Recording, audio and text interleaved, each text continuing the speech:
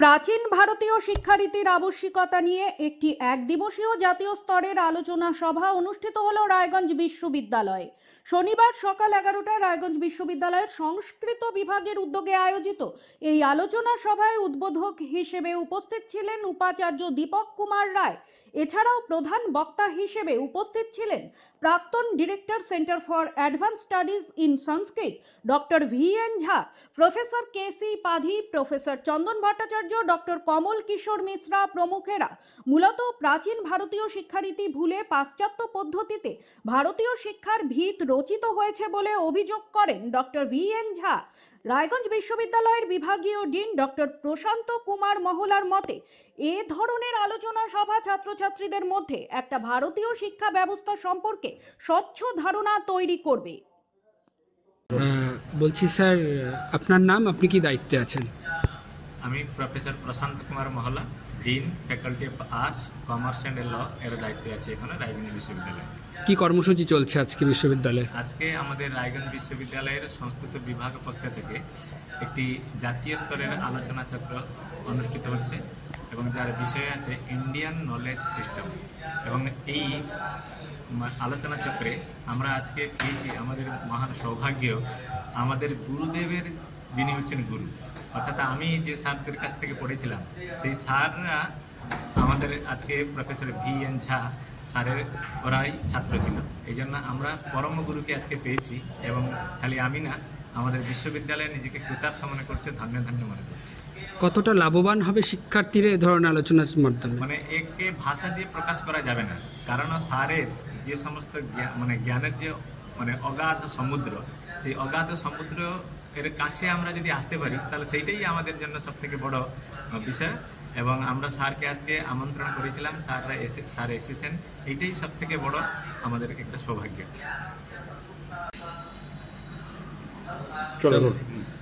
বলছি স্যার, আপনার নাম, আপনি কি দায়িত্বে আছেন এখন?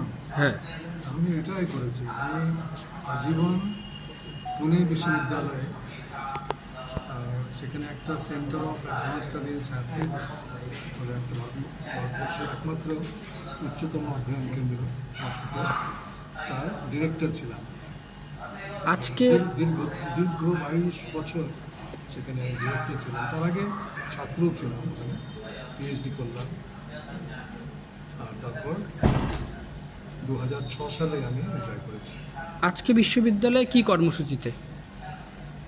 আজকে বিশ্ববিদ্যালয়ে এখানকার ওই একটা সেমিনার হচ্ছে ইন্ডিয়ান নলেজ সিস্টেম, তাতে তারা আমাকে বলার জন্য ডেকেছে, তাই এসছি। কি বিষয়ে আলোচনা করবেন স্যার? আজকে আমি এটাই দেখাতে চাইলাম যে আমাদের যে এই ঐতিহ্য, যে জ্ঞান পড়ার যে একটা ঐতিহ্য, সেটা আমরা সব ভুলে গিয়েছি। তার কারণ হচ্ছে যে আমাদের যে শিক্ষা প্রণালী, তাতে কোনো দিন আমাদের এর সঙ্গে পরিচিত হতে দেয়নি। তারা হয়তো জানেই না, জানতেই না কিছু। হয়তো যারা শিক্ষা নীতি, শিক্ষা প্রণালী তৈরি করেছে বা করে থাকবেন, তাদের এই অজ্ঞানই তার কারণ হতে পারে যে তারা কিছুই জানেন না যে আমাদের ভারতবর্ষের যে একটা পরম্পরা, একটা যে চিন্তা অনুশীলনের পরম্পরা, তাদের যে কন্ট্রিবিউশন, সেই কন্ট্রিবিউশনের সঙ্গে তারা ওয়াকিবহাল নয়, ফলে এর তারা বিচার কোনোদিন করেননি। ফলে আমাদের কোনো জেনারেশনই এই কন্ট্রিবিউশনের সঙ্গে তার পরিচিত হতে পারে। এর ফলে কি ক্ষতিটা হলো? ক্ষতিটা হলো যে আমরা নিজেকে ভুলে গেলাম যে আমরা কী ছিলাম। এমন এক সময় ছিল যখন আমরা মনে করতাম যে হ্যাঁ, সত্যি সত্যি আমাদের কাছে যা আছে সেটা বিশ্বের বহু কম জায়গায় সেটা আছে। এখন যেন মনে হয় সব কিছু আমরা বিদেশ থেকে আমাকে আনতে হবে, বুদ্ধিও আমাকে বিদেশ থেকে নিতে হবে। এটা হচ্ছে খুব দুঃখের ব্যাপার। তা আপনি যে বললেন যে শিক্ষা প্রণয়ন যারা করেন নীতি, তাদের কোথাও একটা অজ্ঞানতার জন্য এই ঘটনাটা ঘটলো। এবার কি কারণে, আপনি কি কারণ বলে মনে করছেন? এটা কি ভুলিয়ে দেওয়া হলো? সেটা নিয়ে আমি করিনি, গবেষণা করিনি, কিন্তু আমার মনে হয় কারণ তো এটাই যে ওরা জানতো না, জেনে করেনি, এটা খুব কম সম্ভাবনা, জানতো না, এটি হচ্ছে বেশি সম্ভাবনা। ফলে এটা আসতে পারেনি আমাদের শিক্ষানীতির ভেতর দিয়ে, আমাদের পর্যন্ত ওরা পৌঁছতে পারেনি। ফলে এখন যেটা পড়ানো হয় বা শেখানো হয় তার মধ্যে সব পাশ্চাত্য চিন্তাধারা, পাশ্চাত্য বিচার, এগুলি ওরা জানে। কিন্তু আমাদের যে এই ধরনের একটা বিরাট একটা পরম্পরা ছিল, পৃথিবীর প্রথম গ্রন্থ ঋগ্বেদ সেটা ভারতবর্ষে, পৃথিবীর প্রথম ব্যাকরণ কোনো ভাষা পানিনি। ভারতবর্ষে, পানিনির ব্যাকরণ অষ্টাধ্যায়ী ভারতবর্ষে। তো এই যে একটা দীর্ঘ পরম্পরার যে কন্ট্রিবিউশন, তার সঙ্গে যদি পরিচিত আমাদের বাচ্চারা হতো তাহলে বোধ হয় অন্যরকম কিছু হতো। সেটা হয়নি, হতে পারেনি। এই জন্য আমার মনে হয় যেন ওই নীতিতে যদি এটা দেওয়া হতো তাহলে ভালো হতো। দেওয়া হয়নি, সেজন্য কিছুই এখন মনে করছে যে আমাদের কাছে কিছুই ছিল না, যা কিছু এসছে সব বাইরে থেকে এসছে।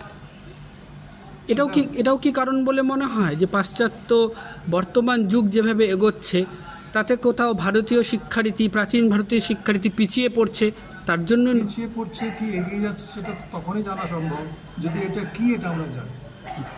তার সঙ্গে যদি কোনো আমার জানা থাকে যে হ্যাঁ এটা কি এটাই তো জানা হলো না, অর্থাৎ তার মূল্যায়ন তো পড়ার কথা। ব্যুরো রিপোর্ট, নিউজ বৃত্তান্ত। Wait. So this was your wedding look. Oh my god, Tammy, you look pretty. Dhaka থেকে যখন আইছিলাম এ হগল আমার মা আমারে পরায় দিছিল। It's so authentic, Tammy. I will go for this look. But what about my goina? সাদা রঙের রুমালটিতে গোলাপি রঙের কাজ, সব মিলিয়ে দারুণ হবে নতুন কনের সাজ। আমার গয়না আমার শ্রী ঢাকা জুয়েলার্স, আভিজাত্যের গয়না। Coming up as a child, all I seen was sell. Mama stepped in so lit, stayed in that jail. Did K-robbing and kicking in doors. Still went from a hell to selling to know. But you see, shawty, my mom was a chief of rap. We gotta be trill about it. And don't say shit if you can't be real about it. If you a thug, my nigga, then be a thug. If you sell drugs, my nigga, then sell drugs. Be real about it. সব মাই চায় মেয়েকে রাজরানীর মতন সাজাতে, সাজিয়ে তুলতে চায় সোনার গয়নায়। Orient jewellers, সোনা যা সর্বক্ষণের। ছোট ছোট অনুভূতি, স্মৃতিগুলো থেকে যায় সব সময় আদরে। কুকু কুকু কিরে হলো? আসছি। লকডাউন সময় তো হয়ে এলো। কিছু স্মৃতির ভাজেই তোলা থাকে শুভারম্ভে প্রাপ্তি। 50 বছরের অভিজ্ঞতায় আগ্নেশ্বর জুয়েলার্স, নিখুঁত গয়নার কারিগরি। Agneshwar jewellers, NS road, Raiganj.